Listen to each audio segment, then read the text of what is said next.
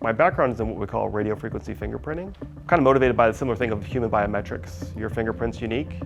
So the idea is to look for unique features in the communication signal and use that as a way of identifying or securing a network. We are looking at threats to our fingerprinting. So we're starting to look at it from the black hat's perspective, like how can an adversary defeat our fingerprinting? Can an adversary change its own RF fingerprint to try to match somebody else's? And how hard or easy is that to do? And what kind of knowledge would they have to have? What kind of technology would it take? And then how effective would it be? So that's some of the stuff that we're looking at now. My work here at the UTC with Dr. Reising, we introduced a sufficient way where our fingerprint can be more sufficient. Like the original algorithm that in the field now take a long time to process and that most of them are computation expensive.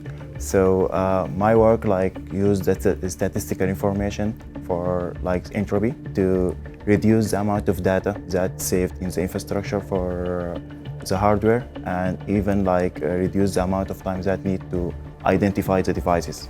Yeah, I think some of our bachelors are making, they're $30-some an hour depending on where they're at, and masters they're making probably closer to 40, 50, somewhere around there. And it depends on the fields. Some areas of electrical engineering still pay more than others, but security is one of these things you really can do anything. For me, Dr. Reising guided me through my master's studies from the first day until now.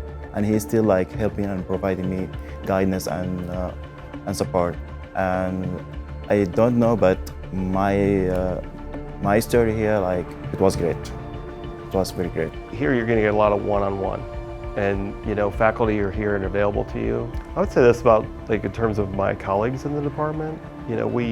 We all choose this job. We all chose to be faculty because we want to be here, because we want to interface with students. We want them to be successful. We're here for their success. When it comes to electrical engineering, there's a whole lot of applications. There's microprocessors, there's digital signal processing, there's you can do audio engineering with what you learned here. You can help run the power grid with what you do here.